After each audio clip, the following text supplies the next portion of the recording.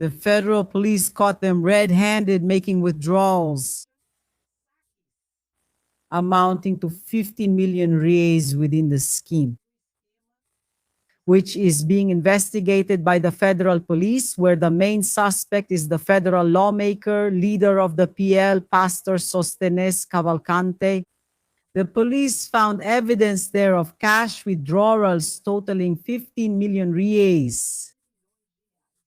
There's nowhere to run, folks. There's no way, you understand? They'll have to explain. What are the allegations? Criminal organization, money laundering, and embezzlement, which is theft of public assets and public money. From what? From the congressional allowance. They set up a scheme involving companies. For what? To divert money from the congressional allowance. The suspicion is that it could reach more than 30 million reais with cash withdrawals amounting to 15 million reais. And Sostenes Cavalcante goes public and says he's not afraid. I don't know what. He bets on other people's stupidity, judging others by his own standards, thinking that the federal police are idiots. The federal police, for example, when he said that the money found in his house during the first operation, 470,000 in cash, he said it was from an apartment, a property he had sold. The federal police investigated and there was no deed. There was nothing, not even a property. He thinks everyone is an idiot. And he keeps saying that there's nothing to fear, blah, blah, blah, just to see if he can fool the crowd. Why? Because he needs to be reelected now. That's why he's doing this.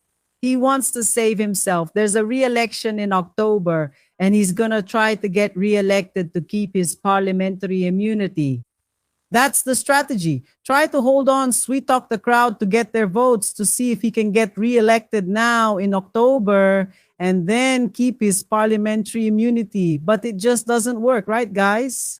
Seriously, people from Rio can't possibly vote for this guy after all that's happened. Federal police reports 15.5 million in withdrawals from companies with no employees in an investigation linked to Sostenes Cavalcante. That doesn't save him. And let me tell you, the federal police were out on the streets again yesterday with Flavio Bolsonaro's allies in their sights over there in Rio de Janeiro. Things are getting heated in Rio de Janeiro. And I've already said this, and I'll repeat it. The next one soon, who will become an inmate, is the ally Claudio Castro, former governor of Rio de Janeiro, already removed from office and ineligible. Yesterday, there was an operation including against the already imprisoned former president of the Legislative Assembly, Flavio Bolsonaro's longtime buddy, Rodrigo Bacelar.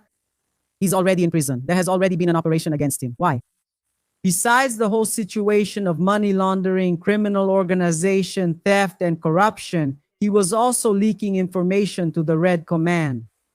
Yeah, Red Command, militia, so there was an operation against him too, even though he was already in prison.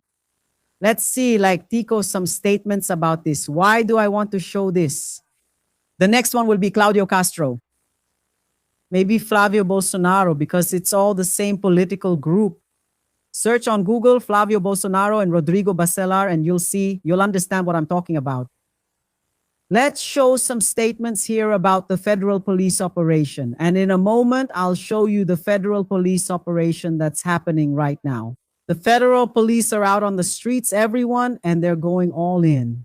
Let's also take a look at this from the federal police, who are also out on the streets now today. Let's watch the statement from Congressman Paulo Freixo from Rio de Janeiro. Pay attention and don't forget to hit the like button. The federal police are on the streets in Rio de Janeiro for a new important operation against organized crime, targeting the former president of the Legislative Assembly, Rodrigo Bacelar Adilcinho, a well-known illegal gambling operator connected to the cigarette mafia here in Rio de Janeiro.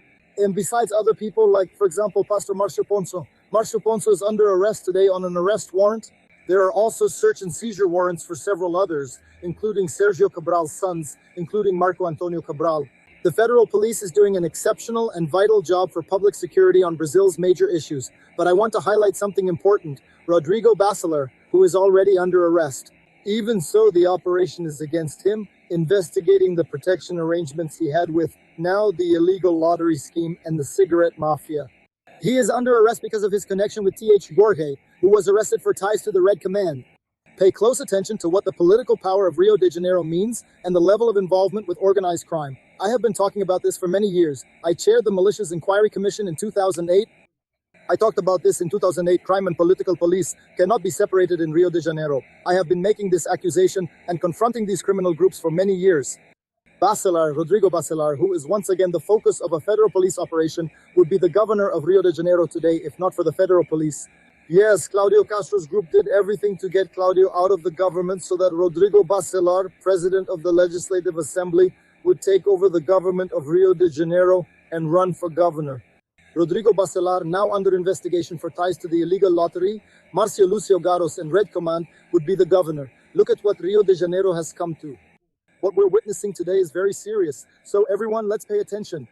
Our big political step in Rio de Janeiro is to defeat crime and power and deliver real public safety that improves people's lives. I've been in this fight for many years.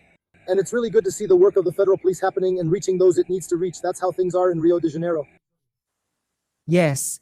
And Rodrigo Bacelar yesterday, in light of these new revelations from the federal police, was taken to a maximum security federal prison. Because from inside the prison where he was still passing on information. You can see how dangerous this mafia group is. And this Rodrigo Bacelar, he even received a medal from Bolsonaro. And he already had the support to succeed Claudio Castro. Everything was already set. Claudio Castro was going to resign to run for the Senate 6 months before the upcoming election. Then, as president of the Legislative Assembly, he would take Claudio Castro's place and would run for governor in the October election. With the support of Flavio Bolsonaro and the Bolsonaro family for that. But they didn't expect that the TSE would take action and that the federal police would put Rodrigo Bacelar in jail. The TSE made Rodrigo Bacelar ineligible and revoked his mandate as well as Claudio Castro's. In the election crime scheme, they created more than 7,000 positions for campaign workers paid with public money. And at the same time, the federal police dismantled the criminal organization where Claudio Castro is also being investigated for corruption, money laundering, involvement with militias, and involvement with the Red Command. Corruption everywhere with Rodrigo Bacelar already under arrest. Now everything is falling apart for all these groups. Shall we take a look at the federal police operation? Exactly within the context I'm explaining to you here. Now, the only ones left are Flavio and Claudio Castro. If Claudio goes to jail soon, it will improve the situation in Rio de Janeiro. Look here. Those already arrested were already in jail. Adilson de Oliveira Coutinho, Adilchinho, has been in jail since February. He is one of the bosses of the Jogo do Bicho in Rio. He is involved in murders, and according to the police, is also leading a violent mafia that manufactures and sells illegal cigarettes. The former president of the Legislative Assembly of Rio, the ousted state lawmaker Rodrigo Bacelar, had also been in prison since March. He is suspected of leaking confidential information about police operations to criminals from the Comando Vermelho. And now, by order of the Federal Supreme Court, he will be transferred from the Bangu prison in Rio to a federal maximum security prison. The only target of an arrest warrant who was still free is Marcio Poncio, pastor of the Nuvem Church. Marcio Poncio lives the life of a digital influencer.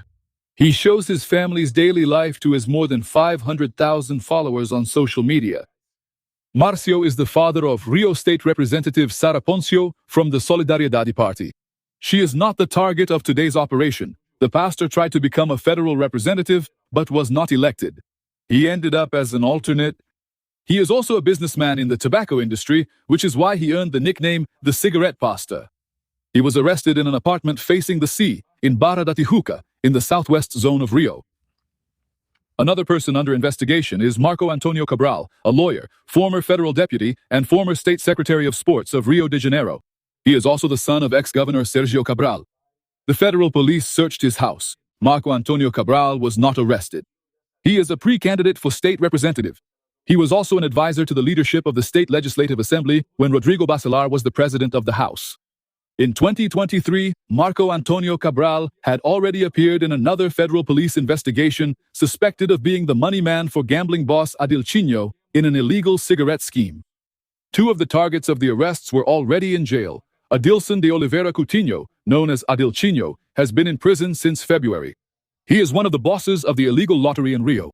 He is involved in murders and, according to the police, is also leading a mafia, a violent mafia that manufactures and sells illegal cigarettes. The former president of the Legislative Assembly of Rio, the impeached Congressman Rodrigo Bacelar, had also been in prison since March. He is suspected of leaking confidential information about police operations to criminals from the Comando Vermelho.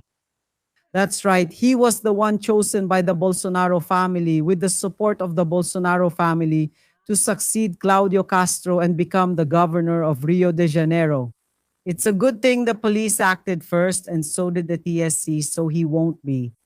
And soon you can add Claudio Castro to the list of those going to jail. He's going to. And I repeat, he's from the same political group as Flavio Bolsonaro in Rio de Janeiro. That won't save him. And the federal police are also out on the streets exactly today. The federal police are carrying out searches, seizures, and arrests of people who have been sanctioned in the United States for involvement with the PCC. So today, the federal police are out to arrest these people. Let's take a look at this operation here, which has some important information. Within this context, since Flavio Bolsonaro is attacking the Lula government and saying that the Lula government doesn't want to fight criminal organizations, even though this government is the one that has carried out the most operations against criminal organizations and arrests the most criminals. Look here. Pay attention. Stephanie Nunes, Henrique de Oliveira. According to the federal police, one is already under arrest and the other one, currently considered a fugitive, is wanted by the federal police in an operation investigating money laundering. Just to remind you, after the classification of PCC and Comando Vermelho as terrorist organizations by the U.S. State Department, by the United States government, now we have one. We have an operation into money laundering, which actually has 7 people under arrest. Among them, therefore, Estela Stephanie Nunes and Henrique de Oliveira. She was detained in the city of Santos and is being brought here to the federal police headquarters. We are following this operation with the federal police officers here from the São Paulo headquarters on the streets, our investigation, and also the investigation of our colleague Isabella Leite. So the action is against these 2 sanctioned Brazilians. Remember, besides the 2 of them, there is a connection between these 2 people and 300 others. 3 company tax IDs, 3 companies that are headquartered here in the city of São Paulo itself, plus a Portuguese company with ties to Portugal. But also connected to these 2, connected to Chimada, who is on the run. It's important to highlight that.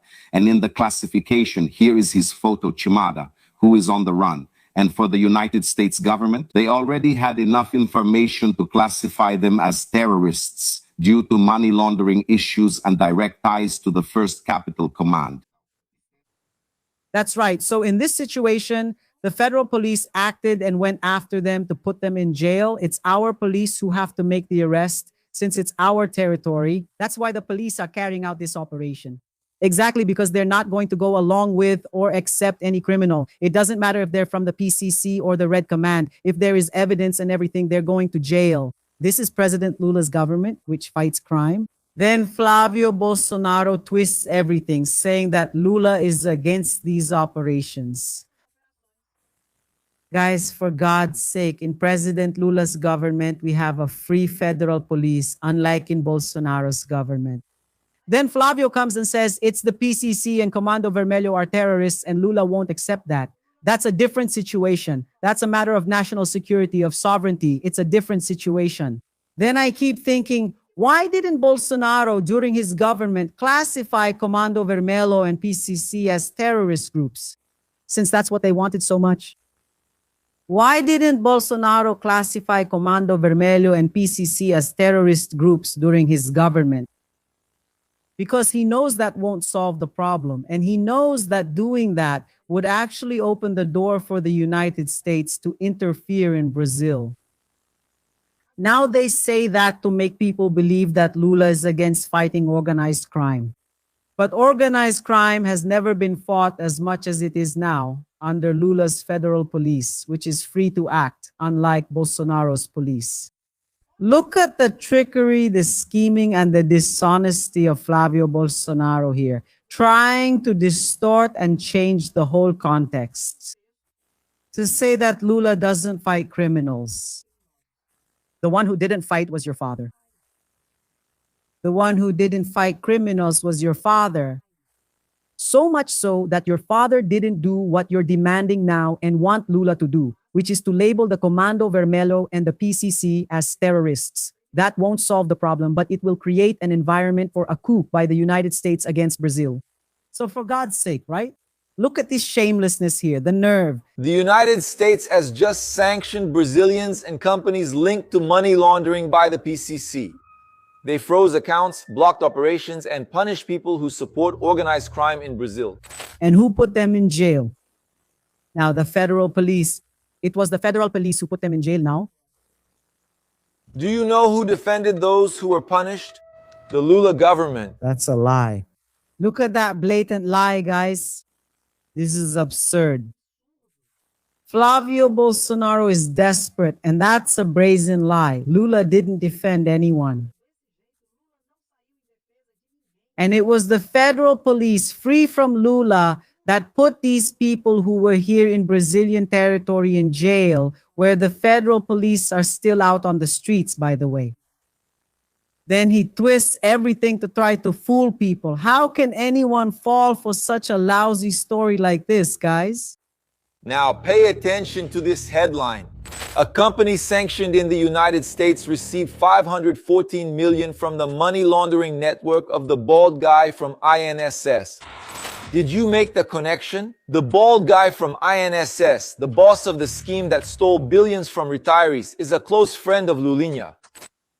Well, in this situation, even the federal police just informed Andre Mendonça that they didn't find any evidence of a connection between Lulinha, Lula's son, and the bald guy from INSS. They didn't find any evidence of any crime.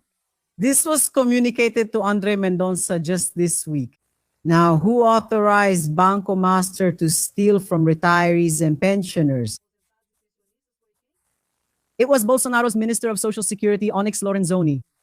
Back then, the one who allowed Banco Master to operate as Banco Master was Bolsonaro's central bank president. Who was it? Campos Neto. The one who is really involved in this INSS fraud is Daniel Vocaro, your close friend. Brother, comrade, whom you were charging millions of reais, and you both received millions and millions of reais in stolen money. That part you don't mention.